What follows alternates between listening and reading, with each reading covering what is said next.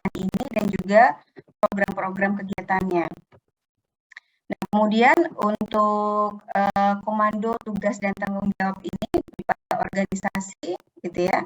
Nah, ini untuk kegiatan tanggap darurat ini gitu ya. Ini di mana peranan pimpinan gitu ya itu sangat penting gitu ya. Nah, ini adalah pemeran dalam keadaan darurat gitu ya. Siapa saja yang menjadi penanggung jawabnya gitu ya. Yang pertama adalah di unsur pimpinan itu ada penanggung jawab emergensi, kemudian ada koordinator emergensi, kemudian ada kepala bagian keamanan, kemudian ada komandan regu dari masing-masing unit gitu ya. Nah, untuk direktur emergensi ini dia memberikan arahan umum mengenai kebijakan penanggulangan keadaan gawat darurat, keadaan darurat gitu ya. Nah, kemudian direktur emergensi juga dia menjadi penanggung jawab umum pelaksanaan pengendalian dari keadaan darurat ya. Kemudian melaporkan hasil penanggulangan keadaan emergensi tersebut kepada direksi dan dewan komisaris, kemudian juga melakukan pemantauan kontak dengan pihak luar dalam upaya pengendalian kondisi darurat gitu ya. Jadi terkadang ada pihak-pihak luar gitu ya yang harus mendapatkan informasi gitu ya. Misalnya ketika terjadi keadaan darurat karena bencana di sebuah perusahaan misalnya gitu ya, maka misalnya kita memberikan informasi kepada pihak luar gitu ya, kepada masyarakat tentang keadaan yang sedang kita alami gitu ya. Artinya apakah ada korban jiwa, kemudian apakah keadaan tersebut akan membahayakan untuk lingkungan yang ada di sekitar gitu ya. Nah, itu juga harus terinformasikan dengan baik gitu ya, sehingga informasi yang didapatkan oleh masyarakat yang ada di sekitar gitu ya itu tidak simpang siur gitu ya. Jadi pengendalian kondisi emergensi. Kemudian untuk koordinator emergensi dia menyusun strategi penanggulangan dari keadaan darurat ya.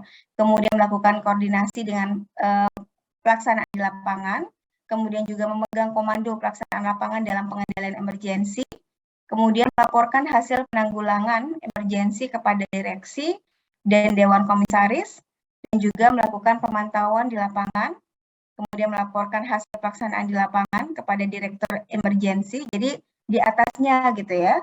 Kemudian dalam pelaksanaannya harus dibantu oleh kegiatan di unit control room, komunikasi dan telekomunikasi, kontak luar dan penunjang ke sekretariatan untuk membuat laporan.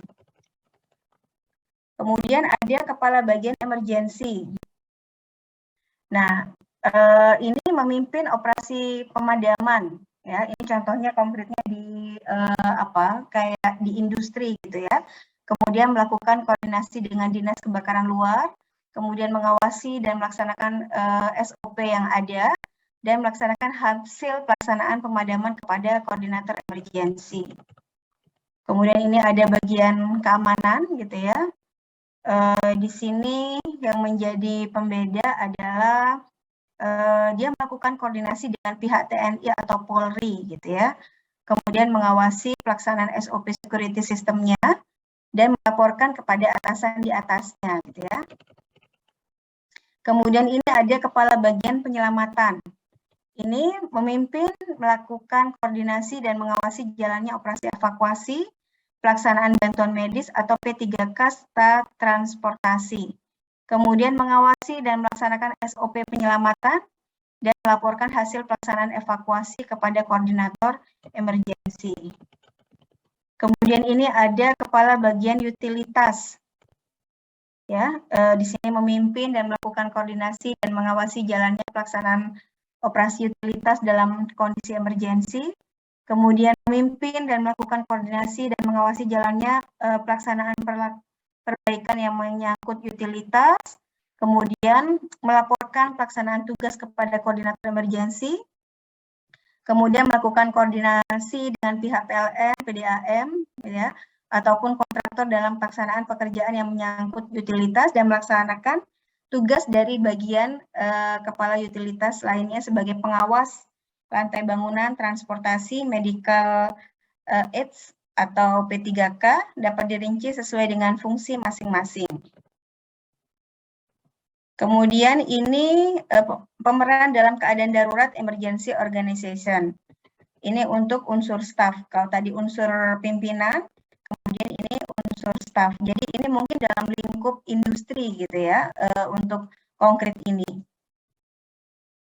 Nah, di industri pun bisa terjadi bencana gitu ya, misalnya kayak apa, kebakaran gitu ya, kebakaran yang besar, ataupun misalnya tumpahan minyak di industri pertambangan misalnya gitu ya.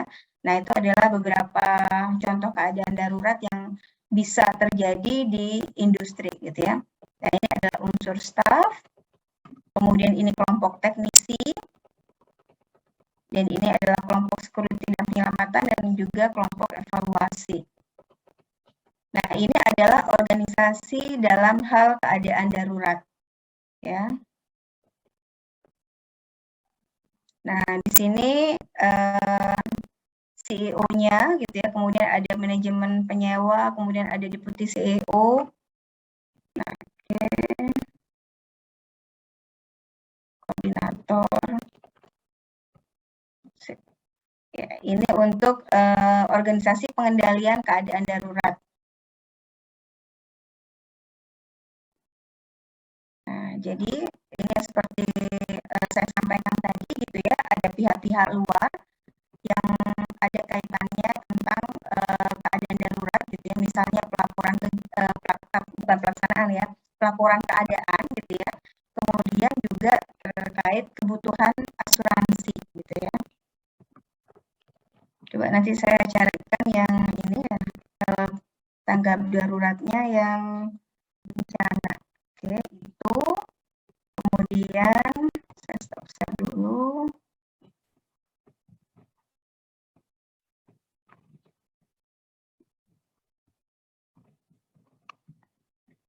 Tanggap darurat bencana. Dulu.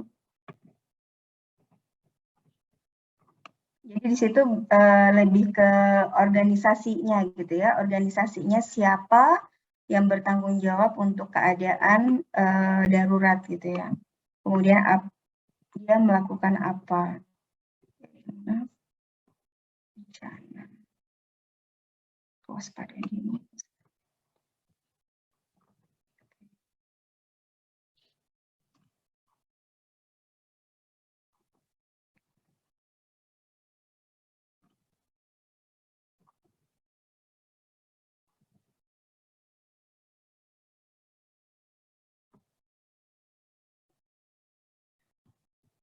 Nah, okay.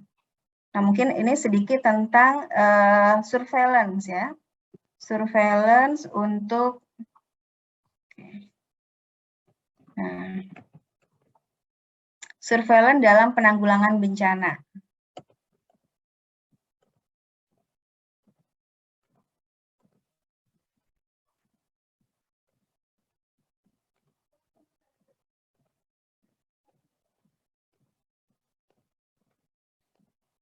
Oke.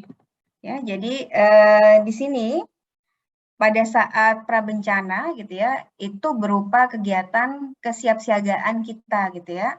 Jadi ada persiapan untuk lingkungan, artinya kita jangan sampai terjadi bencana gitu ya, melakukan kegiatan-kegiatan pencegahan gitu ya. Kemudian yankesnya dipersiapkan, logistiknya juga seperti itu, sehingga ketika terjadi bencana gitu ya, ada asesmen cepat gitu ya, asesmen cepat, kemudian ini memberikan informasi. Nah, informasi tersebut akan memberikan informasi tersebut berisi data gitu ya tentang kebutuhan kita gitu ya terkait lingkungan, logistik, yankes, gizi dan P dan SE ini. Mungkin ada Bapak Ibu yang tahu, saya ini kurang paham ini P dan SE ini. Ya, jadi kalau logistik kebutuhan kita terkait cadangan makanan misalnya gitu ya. Kemudian alat-alat gitu ya. Nah, kemudian ini menjadi dasar untuk intervensi. Nah, setelah dilaksanakan intervensi, ada pemantauan pasca bencana. Ya, kemudian di situ akan mendapatkan informasi lagi gitu ya. Artinya apa yang sudah tertangani dan apa yang belum. Kemudian ini kita melakukan lanjutan intervensi untuk yang belum tertangani, gitu ya. Seperti itu.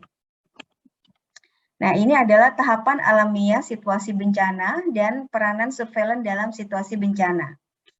Jadi, kalau untuk situasi normal, gitu ya, maka yang kita lakukan, luarannya, output-nya itu adalah berupa surveillance rutin untuk situasi, gitu ya, situasi pasca bencana, gitu ya, pemantauan pasca bencana, gitu ya.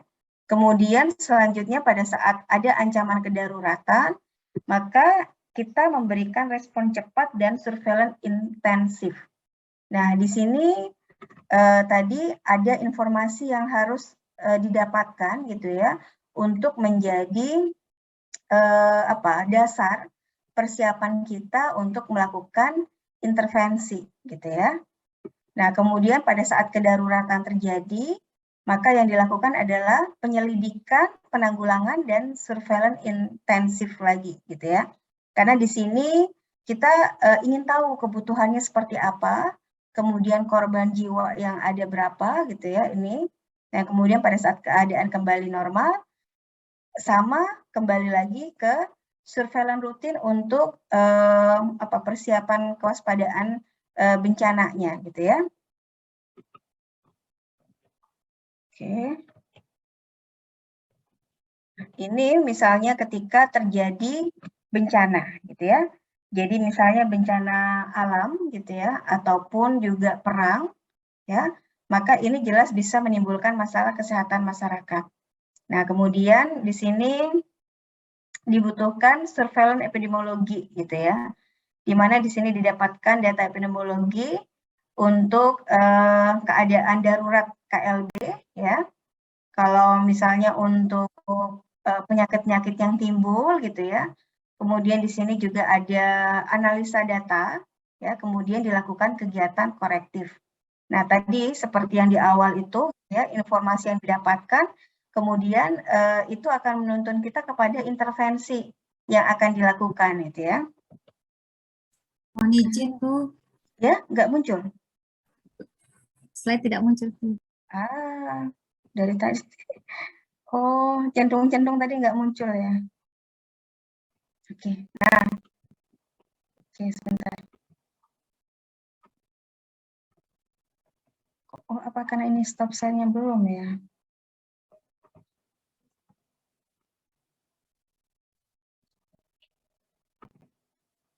Kalau ini udah muncul kan? Sudah. Oke. Ya, baik ini ya tadi ya. Jadi ada surveillance gitu ya. Jadi surveillance di sini adalah kegiatan analisis yang sistematis dan berkesinambungan melalui kegiatan pengumpulan dan pengolahan data serta penyebarluasan informasi untuk pengambilan keputusan dan tindakan segera. Ya. Jadi untuk kegiatan-kegiatan dalam surveillance ini berupa pengumpulan data secara sistematis dan terus-menerus, gitu ya. Kemudian ada pengolahan, analisis, dan interpretasi data menghasilkan informasi, dan juga penyebarluasan informasi yang dihasilkan kepada orang-orang atau institusi. Jadi, kalau yang tadi itu adalah kegawat daruratan dalam lingkup industri, gitu ya. Nah, sedangkan kalau ini kegawat daruratan yang berupa bencana alam, gitu ya. Nah, kemudian ini, jadi yang pertama adalah melakukan analisis, ya. Orientasinya tidak cukup hanya penyakit, kemudian juga mempertimbangkan faktor risiko di luar sektor kesehatan, kemudian dibutuhkan ketajaman analisis dan mempertimbangkan lintas batas wilayah, tidak cukup hanya pertimbangan wilayah administrasi pemerintahan ya. Karena pada saat kejadian bencana gitu ya, sangat mungkin cakupannya itu melebihi dari kewenangan pemerintahan tertentu gitu ya, misalnya lintas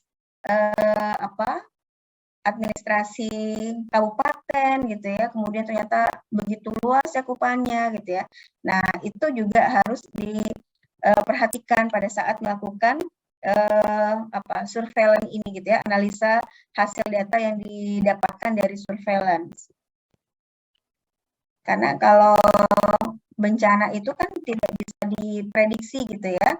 Nah, kalau untuk surveillance kejadian penyakit dilakukan deteksi dini gitu ya. Kemudian mencermati kecenderungan penyakit. Jadi ada tren peningkatan gitu ya, atau ada jumlah yang semakin besar atau keganasan yang semakin besar gitu ya. Kemudian juga dilakukan identifikasi perubahan faktor agent dan host. Ya, kemudian deteksi perubahan penyelenggaraan pelayanan kesehatan. Ini adalah untuk surveillance kejadian penyakit.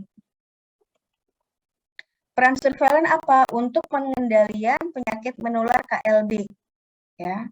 Kemudian untuk mempelajari riwayat alamiah penyakit, gambaran klinis dan epidemiologi sehingga dapat disusun program pencegahan dan penanggulangannya.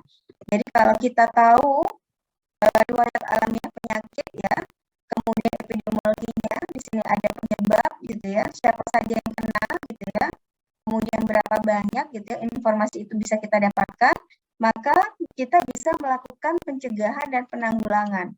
Misalnya kita potong kompas di mana yang bisa menjadi pemicu gitu ya, menjadi faktor risiko misalnya gitu ya, itu kita potong sehingga tidak sampai terjadi gitu ya, atau kalaupun sampai terjadi penyakitnya maka dampaknya tidak sebesar pada saat kita tidak melakukan surveillance gitu ya. Nah, itu adalah peran dari surveillance. Kemudian mendapatkan data dasar penyakit dan faktor risiko sehingga dapat diteliti kemungkinan pencegahan dan penanggulangannya dan program nantinya dapat dikembangkan. Nah, ini untuk fungsi dari surveillance. Kemudian elemennya berupa apa saja? Jadi yang pertama adalah pencatatan kematian, kemudian laporan morbiditas, ya. Jadi ini melihat fatality rate-nya, gitu ya. Kemudian laporan epidemi, pemeriksaan laboratorium, investigasi kasus, penyelidikan letusan kasus, melakukan survei, dan investigasi distribusi vektor dan reservoir.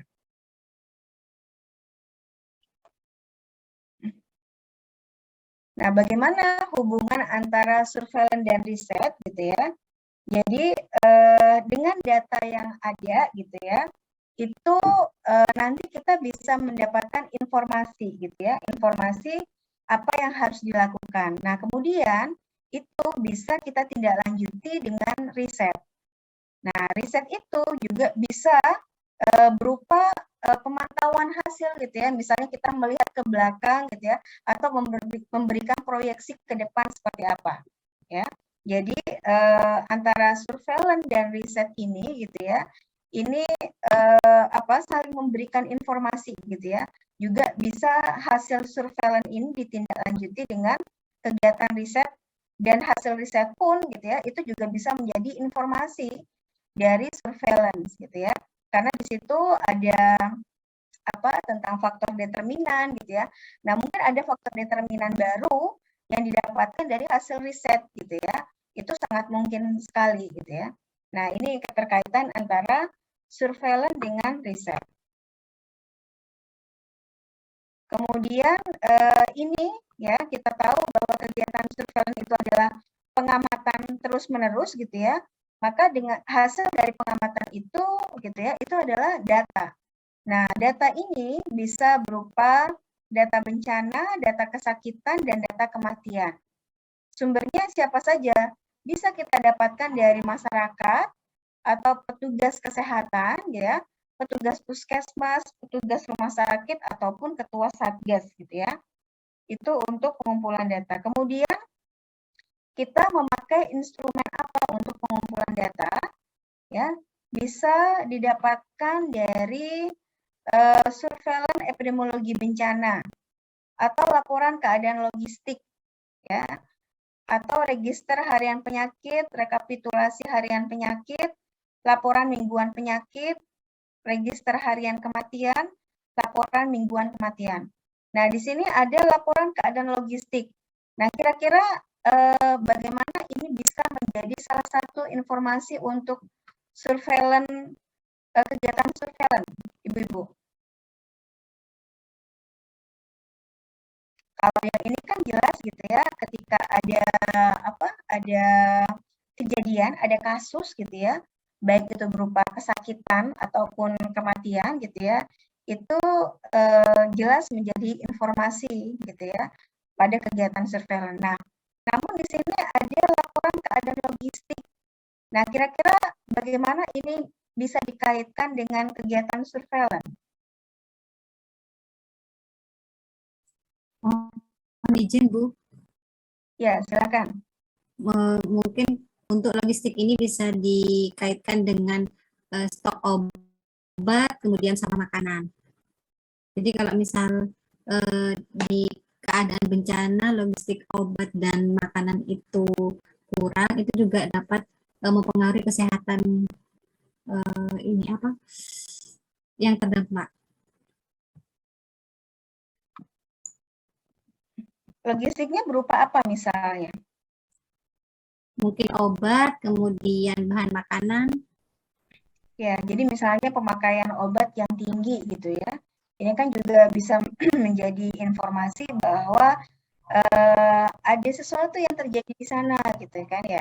Yang biasanya habisnya segini ya, kemudian ada peningkatan rata-rata gitu ya. Nah, itu juga bisa menjadi sumber data gitu ya untuk kegiatan surveillance. Oke, baik.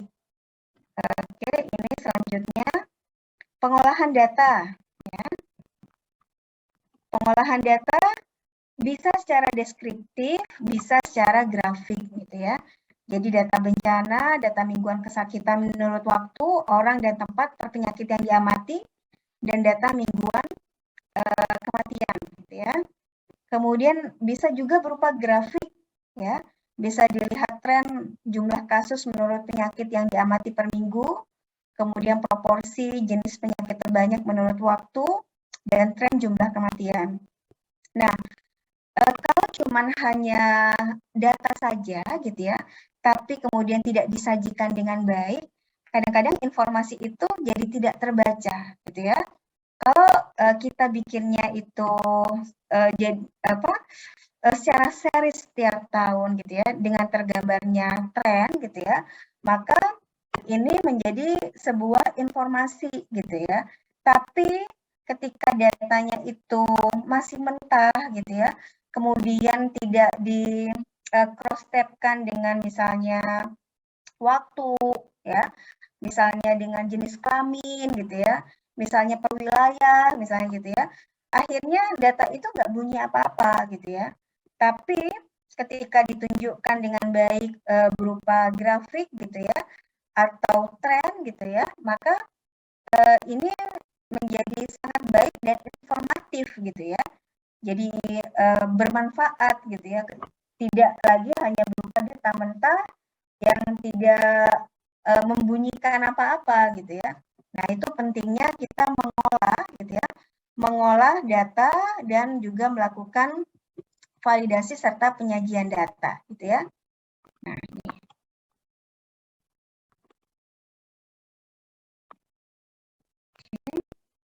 Nah, analisa data ini bisa dilakukan ya melalui pertemuan tim epidemiologi untuk melakukan analisa data. Ya, kadang-kadang ini yang belum banyak dilakukan gitu ya. Yang terjadi adalah akhirnya data yang dimiliki banyak gitu ya, tapi tidak menjadi informasi apa-apa ya. Nah, ketika data sudah dianalisis gitu ya, maka ini akan memunculkan informasi masalah apa yang terjadi ya. Dari masalah apa yang terjadi itu kemudian memunculkan tindakan korektif ya. Tindakan korektif itu bisa berupa intervensi gitu ya, program-program yang dilakukan gitu ya untuk upaya penanggulangan gitu ya. Jadi dicarikan solusi. Nah, kemudian juga ada penyebarluasan data. Di sini diharapkan ada umpan balik gitu ya. Kemudian pengajuan usulan dana operasional atau logistik kepada lintas program dan lintas sektor ya. Jadi dengan data yang tadi sudah dianalisis gitu ya, kemudian kita berharap umpan balik nih gitu ya. Misalnya kita akhirnya melakukan advokasi gitu ya. Kemudian diharapkan dari advokasi tersebut gitu ya, ada tindakan konkret gitu ya. Misalnya akhirnya dibuatlah dalam bentuk penganggaran ya, penganggaran kegiatan gitu ya. Kemudian akhirnya dibuatkan surat edaran atau SK-nya gitu ya, bahwa ini yang harus kita lakukan untuk pencegahan gitu ya, atau penanggulangan dari bencana yang akan terjadi gitu ya, sehingga kita pada saat itu terjadi keadaan darurat gitu ya, itu bisa tertanggulangi gitu ya. Artinya ada persiapan yang baik gitu ya. Kadang yang terjadi adalah ini gitu ya, kita tidak bisa menanggulangi pada saat terjadi bencana gitu ya. Misalnya bagaimana ketidaksiapan kita pada saat COVID kemarin gitu ya. Sempat kehabisan masker, sempat kehabisan hand sanitizer misalnya gitu, jadi langka semuanya. Kemudian koordinasi yang kurang gitu ya. Akhirnya banyak pelayanan kesehatan yang tidak buka gitu ya. Tapi tidak bukanya ini tidak disiapkan dalam bentuk koordinasi yang baik gitu ya. Misalnya gitu ya, ketika tidak jalan gitu ya di suatu layanan kesehatan gitu ya, maka ini bisa ditangani oleh layanan kesehatan yang lain gitu ya, yang dekat misalnya. Nah, kayak gitu, itu akhirnya apa yang terjadi gitu ya, masyarakat dirugikan ya, yang harusnya memeriksakan kandungannya gitu ya, ini berbahaya juga ketika misalnya ibu dalam risiko tinggi kehamilannya gitu ya, yang harusnya terpantau setiap bulan, akhirnya tidak misalnya gitu ya, hanya karena tidak bisa memberikan layanan ya. Nah, padahal ketika bisa dilakukan kesiapsiagaan sebelumnya gitu ya, itu bisa dikoordinasikan, bisa dikomunikasikan gitu ya, sehingga nanti layanan kesehatan ini bisa dialihkan ke tempat lain gitu ya, dan ini terinformasikan dengan baik gitu ya. Nah, ini yang mungkin gitu ya, ketika hasil data itu ada gitu ya, hal-hal yang seperti ini gitu ya, itu bisa disiapkan gitu ya. Jadi nanti bisa dicegah untuk hal-hal yang mungkin bisa berdampak buruk gitu ya, seperti itu.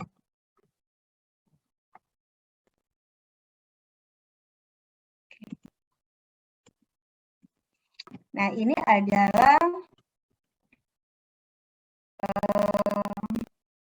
struktur organisasi penanggulangan kesehatan akibat bencana. Okay.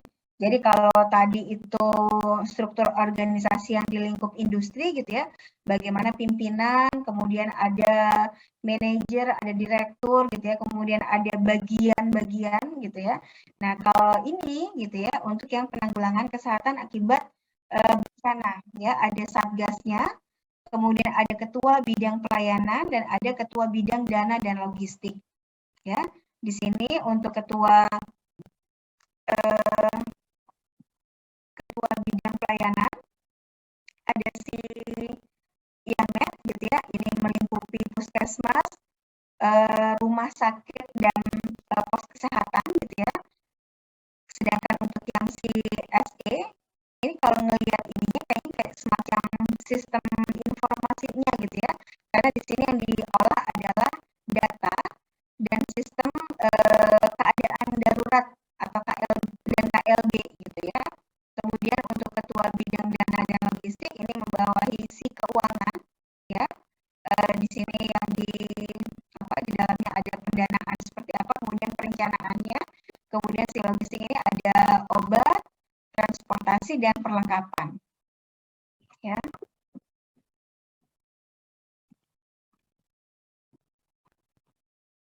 Nah, ini untuk situasi emergensi, situasi bencana dari sisi surveillance ya.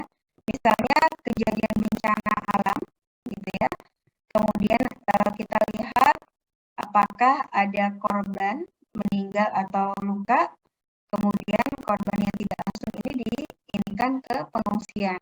Kalau ini bisa ditangani langsung dan yang luka-luka bisa diberikan layanan kesehatan gitu ya.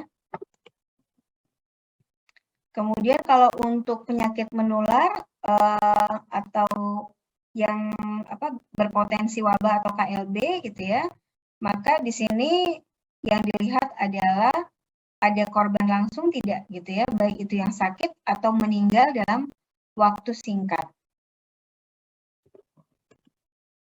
Kemudian kalau untuk yang lingkungan gitu ya, ini ada pencemaran bahan kimia, udara, air, dan tanah gitu ya.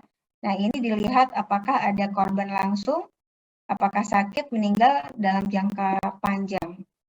Jadi karena kalau yang pencemaran bahan kimia ini biasanya kan ketika nilainya gitu ya, nilainya melebihi ambang batas gitu ya, mungkin dia akan bisa terlihat cepat untuk reaksinya gitu ya. Misalnya kebocoran gas beracun misalnya gitu ya, maka korbannya itu cepat. Tapi ada juga yang butuh waktu lama gitu ya. Misalnya bahayanya itu akan terlihat dalam waktu butuh waktu tahunan gitu ya. Nah, tapi yang ininya terlihatnya itu hanya mengumpul di suatu daerah tertentu gitu ya, sehingga nanti bisa di tracking gitu ya, bahwa memang misalnya ada industri di sana gitu ya yang menyebabkan gitu ya pada tahun tertentu gitu ya itu banyak yang meninggal gitu ya, karena memang akumulasinya baru bisa terlihat setelah paparan berapa lama gitu ya. Nah itu juga bisa menjadi gambaran gitu ya ketika surveillance ini dilakukan pada pencemaran bahan kimia gitu ya. Ketika jumlahnya banyak dan memang cepat gitu ya, itu bisa dilihat dari yang sakit atau yang meninggal gitu ya. Atau kalau memang paparannya butuh waktu lama gitu ya, nanti untuk waktu tertentu gitu ya, itu dampaknya akan barengan gitu ya dan banyak gitu ya. Nah, nanti bisa dilihat gitu ya, dilihat trennya seperti apa, apakah memang bekerja di tempat yang sama gitu ya, atau tinggal di tempat yang sama gitu ya, itu nanti akan terlihat. Kemudian keadaan emergensi karena situasi kejahatan manusia ya, bisa penggunaan boraks pada makanan, formalin pada makanan gitu ya, pewarna makanan yang berbahaya gitu ya. Nanti dilihat apakah ada korban langsung yang sakit atau meninggal dalam jangka waktu panjang. Kemudian bagaimana membangun sistem surveillance situasi bencana ya. Jadi sistem sangat tergantung situasi bencana yang mana ya. Jadi apakah karena bencana alam gitu ya, apakah karena faktor lingkungan tadi, apakah karena manusia gitu ya. Kemudian juga yang tadi yang ketiga apakah karena penyakit menular gitu ya. Nah, nanti sistem yang dibangun itu juga akan menyesuaikan gitu ya. Kemudian kalau yang untuk proses surveillance-nya gitu ya, kalau yang ini biasa gitu ya. Nah, sedangkan yang ini gitu ya, sistem dan substansinya ini tergantung kepada jenisnya tadi gitu ya. Misalnya kalau untuk yang penyakit gitu ya, itu mungkin bisa dilihat jumlah misalnya gitu ya, kemudian penyebabnya misalnya kayak gitu ya. Nah, sedangkan kalau yang untuk yang faktor lingkungan gitu ya, itu bisa dilihat dari paparan gitu ya. Kemudian apakah ada industri yang ada di sana, kemudian bagaimana pembuangan limbahnya kayak gitu. Jadi nanti disesuaikan untuk isian dari macam-macam situasinya gitu ya. Ini prinsip membangun surveillance situasi bencana, yaitu unsur kecepatan ya. Dari proses surveillance itu pasif atau aktif dan respon, kalau bisa bisa merespon keadaan sedini mungkin gitu ya. Jadi jangan sampai sistem yang kita bangun gitu ya, itu malah terlambat gitu ya. Jadi kalau bisa respon cepat gitu ya. Kemudian sederhana ya. Karena isian ini rutin gitu ya, berlangsung lama gitu ya. Jadi kalau bisa ini dibikin yang sederhana gitu ya dan dapat dijangkau ya. Kemudian substansinya terbatas sama prioritas, contohnya di ini untuk daerah Nangro Aceh Darussalam. Untuk nilai ambang batas gitu ya. Kemudian untuk yang penyakit ya ada diare, malaria, DBD, ispa, campak, atau faktor risiko, air dan faktor atau dukungan lab sederhana ya. Jadi yang sekiranya dengan prosedur yang sederhana gitu ya, itu bisa terlihat hasilnya gitu ya, cepat gitu ya. Kemudian ada integrasi oleh pemerintah, masyarakat atau LSM dan NGO. Jadi ada jaringan ya, sistem informasi yang baik gitu ya.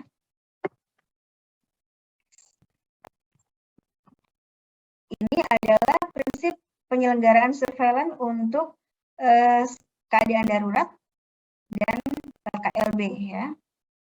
Jadi yang pertama adalah di sini ya. Tadi sistem keadaan darurat gitu ya, KLB.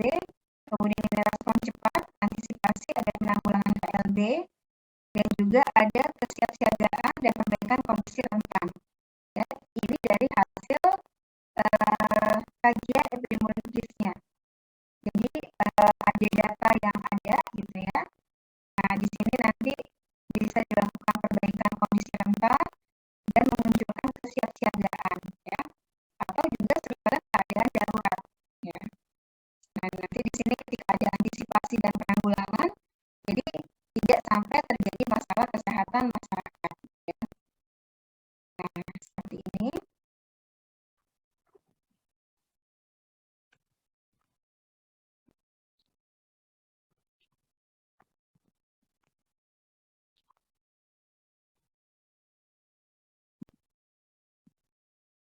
Ya. Manajemen surveillance epidemiologi bencana berupa input proses outputnya seperti ini, gitu ya. Jadi inputnya itu dokumen perencanaan, sarana, dana, dan SDM, gitu ya. Kemudian prosesnya ini yang melaksanakan adalah kegiatannya ada di pos kesehatan, puskesmas, rumah sakit, dinkes, dan dinkes provinsi. Karena di dalamnya di situ kan ada data yang diperoleh gitu ya. Nah, data yang diperoleh itu kan dari layanan kesehatan biasanya. Jadi yang berproses di sini adalah Yankes gitu ya. Kemudian outputnya berupa apa? Kegiatan korektif gitu ya. Untuk jangan sampai terjadi gitu ya masalah kesehatan masyarakat. Nah, ini dilakukan monitoring dan evaluasi. Ya, jadi bagaimana kita merencanakan logistik gitu ya, SDM-nya, kemudian sarananya juga gitu ya. Kemudian berapa besaran anggaran yang kita gunakan untuk kegiatan ini gitu ya. Baik itu surveillance gitu ya maupun ketika terjadi keadaan bencana gitu ya. Jadi jangan sampai ketika terjadi keadaan darurat gitu ya, kita ini nggak ada persiapan sama sekali untuk dana ya. Kalau mungkin SDM gitu ya, SDM kan udah ada nih gitu ya. Tapi ketika tidak dikoordinasikan untuk penanggulangan bencana gitu ya, yang terjadi juga agak morat-marit gitu ya. Karenanya harus direncanakan dengan baik gitu ya. Berapa kebutuhannya, berapa banyak gitu ya. Dan tersebar di semua daerah atau tempat gitu ya, tapi begitu ada bencana itu menjadi satu komando gitu ya, itu menjadi input untuk penanggulangan bencana ya, jadi bergerak semua bersama ya.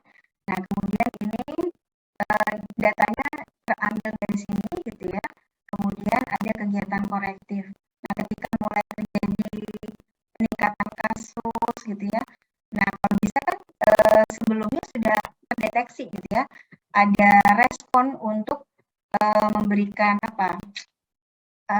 respon dini gitu ya. Jadi jangan sampai terlambat gitu ya. Nah, ini segera diberikan kegiatan korektif atau tindakan korektif.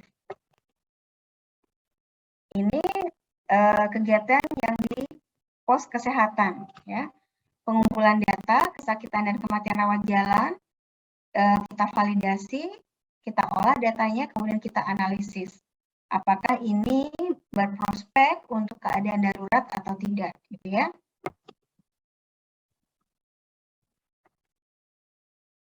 Kalau data di puskesmas apa saja, gitu ya.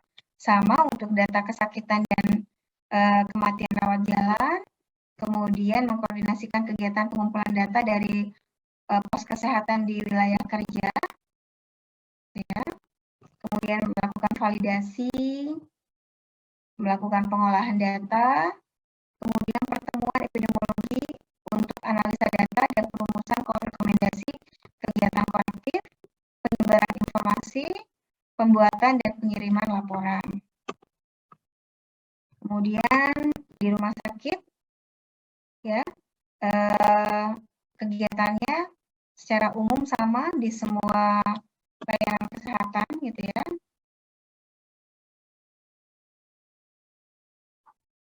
Nah, ini untuk yang di kabupaten, ya, mengkoordinasikan kegiatan pengumpulan data dari pos kesehatan, puskesmas, rumah sakit di wilayah kerja, kemudian surveillance aktif untuk penyakit tertentu, ya.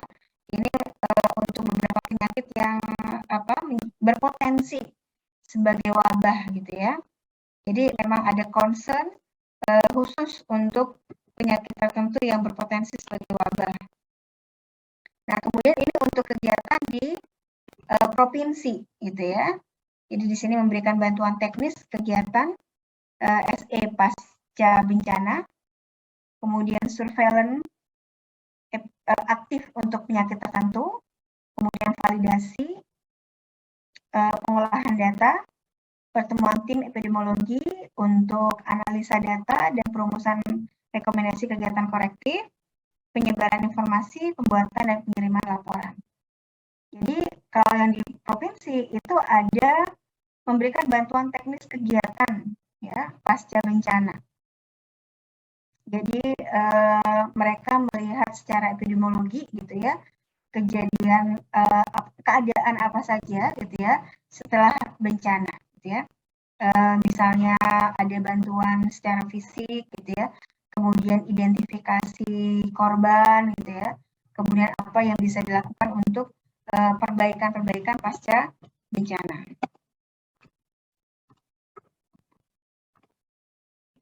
Nah, ini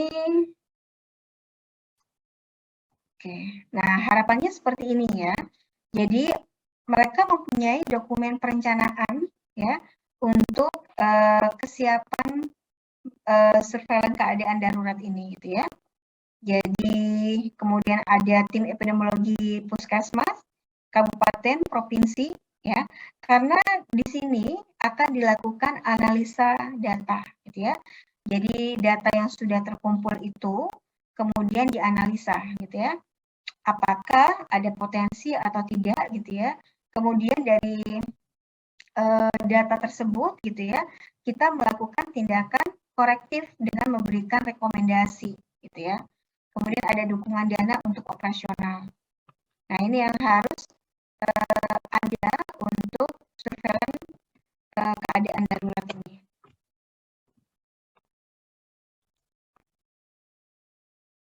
Untuk indikator output-nya atau luarannya, jumlah kegiatan yang tertulis dalam dokumen perencanaan tahunan didasari atas rekomendasi tim epidemiologi.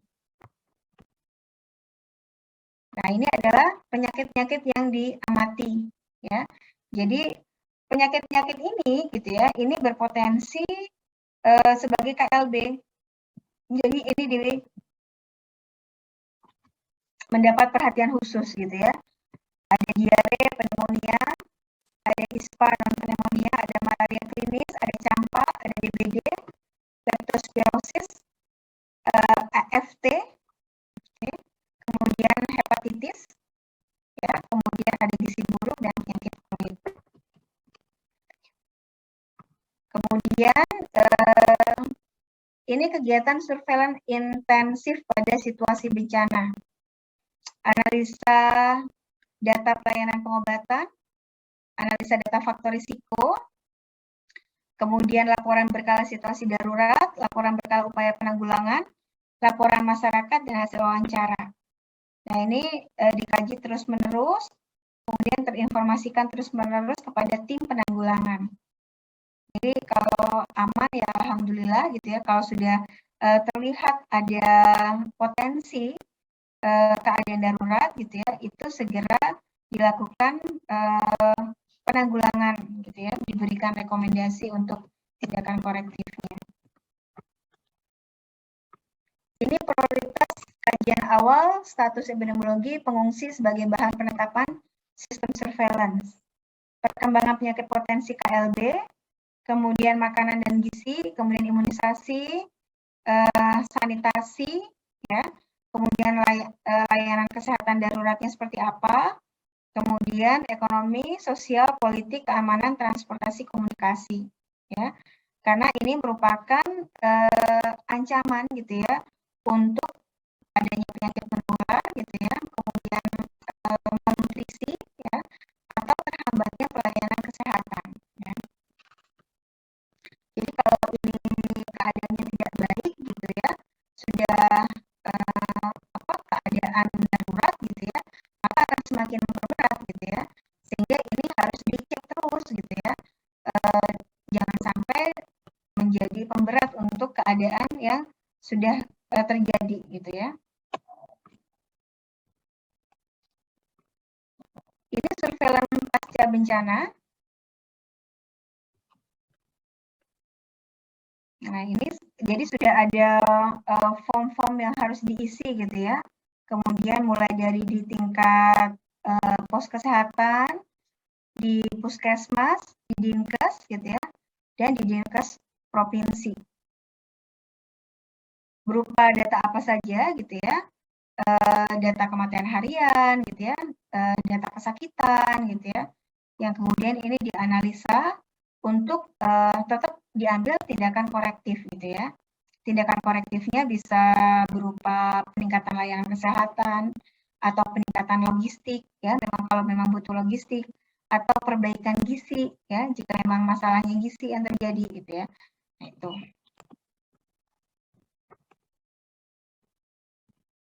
Nah, ini mungkin kita sempat bahas juga gitu ya, untuk yang korban massal itu ada beberapa kelompok rentan yang menjadi perhatian gitu ya. Ada bayi dan anak balita, ada orang tua, ada keluarga dengan kepala keluarga wanita, ada ibu hamil dan melahirkan.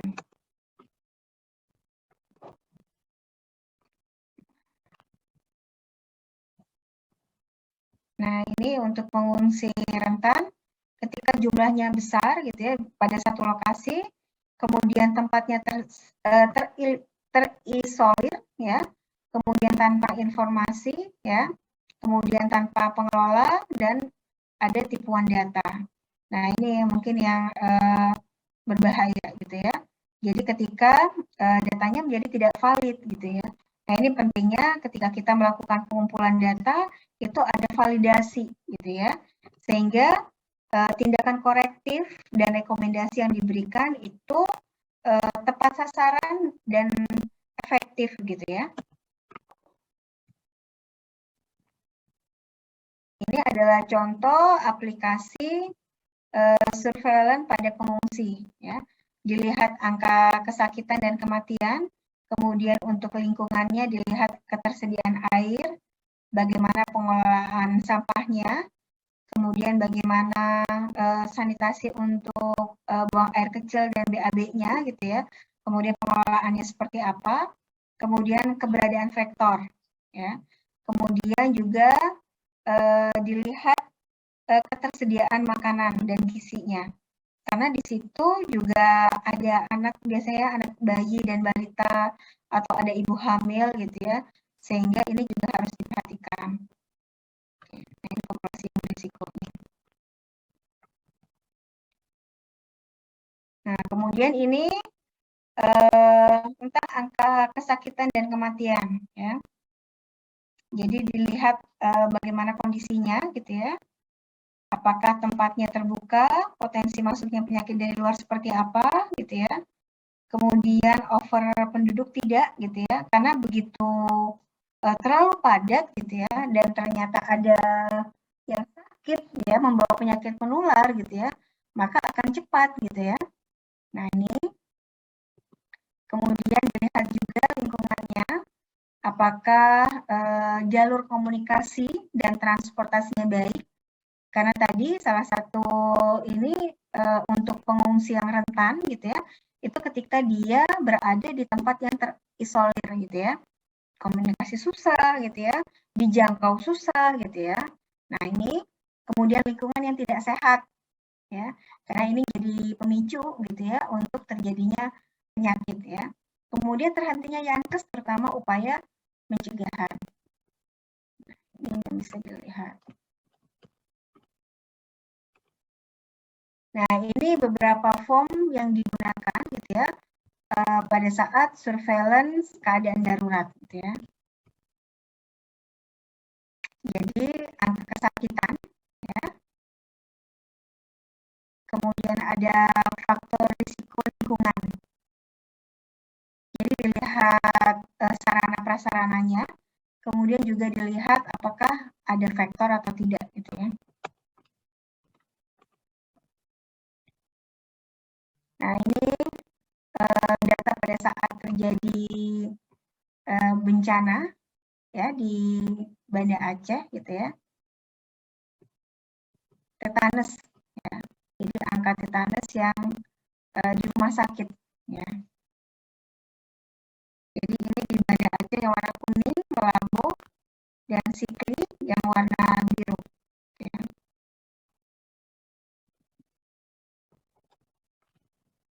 Nah, nanti dilihat trennya ya.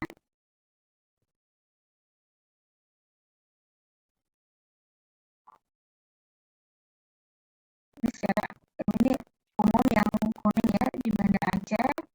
Kemudian kalau yang ini di daerah Melabu dan Sikli gitu ya.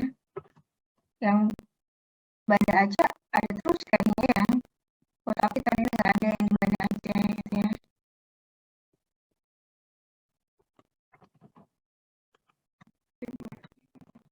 Ya, baik mungkin itu untuk surveillance keadaan darurat, baik itu yang skup kecil, lingkup industri gitu ya. Kalau yang di lingkup industri ini lebih ke organisasinya gitu ya. Siapa yang bertanggung jawab pada saat keadaan darurat, kemudian tanggung jawabnya berupa apa gitu ya. Kemudian untuk yang surveillance keadaan darurat ini untuk yang kesehatan gitu ya atau bencana gitu ya. Baik, mungkin ada pertanyaan atau diskusi?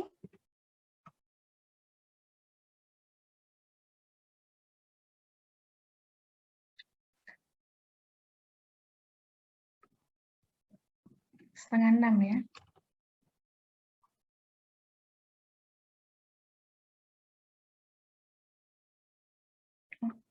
Ya.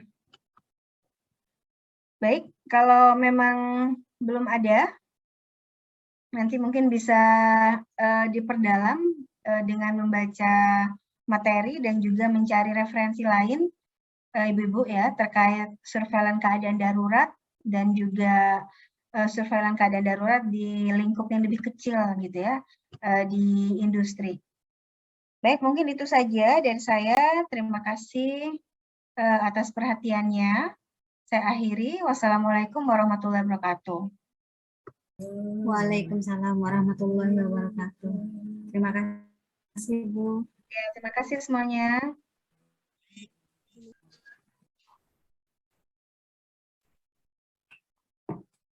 Jangan lupa presensinya ya.